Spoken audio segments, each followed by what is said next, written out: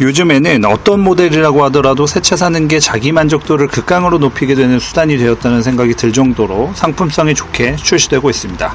과거에는 신차 효과가 적어도 1년은 지속되었던 것 같은데 변화가 워낙 크다 보니까 요즘에는 1년만 지나도 구형차라는 생각을 들게 하는 것 같아요.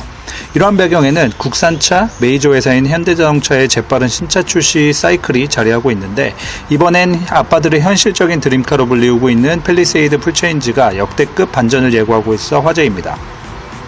다들 아시는 것처럼 하이브리드 모델뿐 아니라 9인승 모델까지 출시된다는 이야기가 등장하고 있죠. 팰리세이드는 LX2 코드네임을 사용하고 있지만 맥스크루즈와는 전혀 다른 결과값을 보여주고 있습니다. 출시하자마자 흥행의 대성공을 거두면서 지금도 점유율을 차곡차곡 쌓아가고 있죠. 그렇다고 이 차가 저렴하냐? 그것도 아닙니다.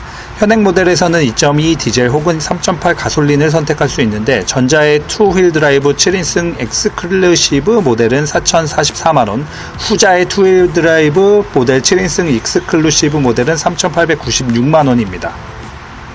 물론 깡통 모델이 그렇다는 것이고요. 패밀리카로서 어느 정도 만족감을 높이기 위하여 89만원짜리 듀얼 와이드 선루프와 69만원짜리 빌트인 캠, 168만원짜리 주차보조 시스템 1을 선택하게 되면 옵션 비용만 326만원이 추가되게 됩니다.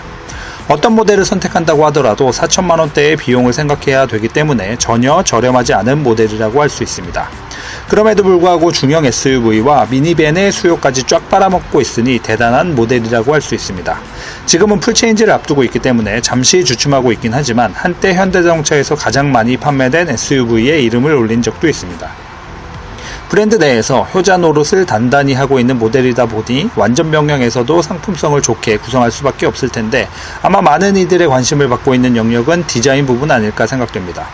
테스트카에 대한 포착 횟수가 많아지기 시작하면서 정통 SUV 형상을 띠게 될 것이라는 추측이 가능한 상황인데, 각지게 제작된 A필러의 라인과 헤드램프 형상들은 준대형 세그먼트가 갖추어야 할 소비자들의 암묵적인 니즈를 정확히 꿰뚫어내고 있는 것 같습니다. 참고로 현행 팰리세이드 덩치가 크다 보니 길이가 5m를 넘기는 것으로 생각하시는 분들이 많은데, 의외로 5m를 넘기지 못하고 있습니다. 이 세그먼트에 해당되는 BMW 5 시리즈 신형 페이스리프트 모델 전장이 5m를 넘기는데 의외죠. 그만큼 요즘에는 차가 많이 커지고 있다는 것을 뜻합니다. 이 모델 역시 이번 신형 버전에서는 5m를 넘기게 되면서 후열들의 거주 공간성과 적재 공간을 많이 확보하게 될 수 있지 않을까 싶습니다.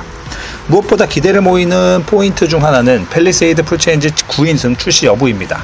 스파이샷을 보면 2열과 3열은 중간 시트 및 안전벨트 구성을 통해서 모두 3인승으로 마련된 모습을 보여주고 있죠. 최근에는 1열의 중간 센터 콘솔에 헤드레스트 추정 디자인이 포착되면서 3+3+3 시트 배열을 가져가는 게 아니냐는 추측이 많아지고 있습니다. 현재 9인승을 선택하기 위해서는 어쩔 수 없이 미니밴인 카니발을 선택해야 하는데, 카니발 9인승은 시트 배열이 3+3+3가 아니고 2+2+2+3입니다.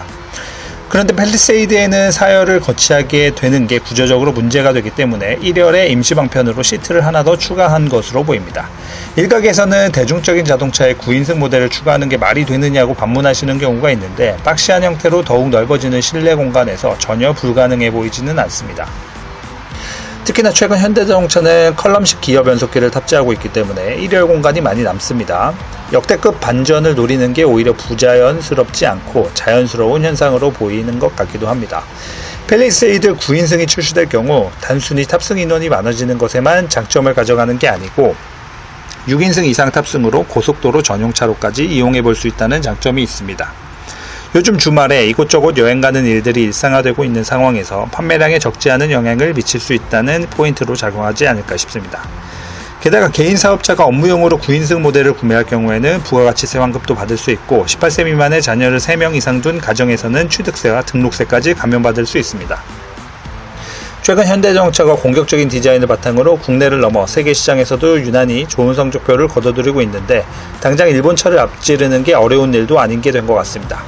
그럼 이상 흑맥이었고요. 본 영상이 좋으셨다면 구독과 좋아요 부탁드립니다.